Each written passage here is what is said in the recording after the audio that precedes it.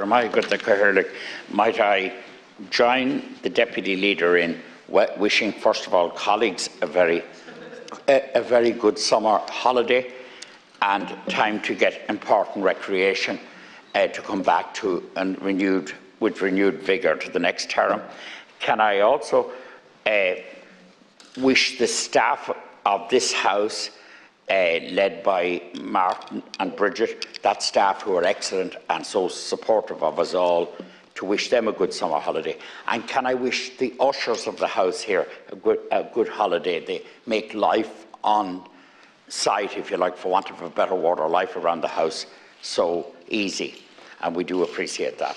I just thought one thing worth mentioning in the context of wishing people a nice summer is that the summer always throws up tragedies around in this swimming accidents, drowning, various kinds of accidents. So I just would appeal to people to be careful to swim in designated areas and to be careful over the summer, and also to local authorities to make sure the requisite people are in place to give warnings, etc. But it is a tragic reality that every year we confront this, and as we did in our own community there a couple of years ago.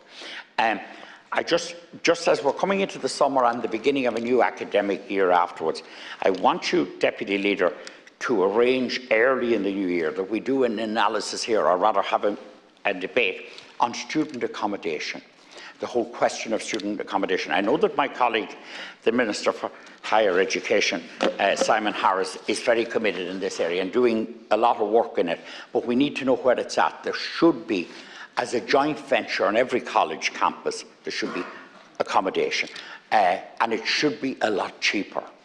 And that can be achieved by, there are loans to build it. It can be built over long-term loans, and there's money available for this kind of thing. So every campus should have student accommodation. There's a whole lot of educational reasons why that should be the case, but leaving those aside, the money that parents are paying for their children in accommodation in Dublin at the moment and on campuses around the country is just criminal, and is reducing access to education and putting a lot of people commuting and losing the full holistic experience of university because of the fact that they're commuting and they're outside and they've no option but to commute. So I do think this needs radical addressing.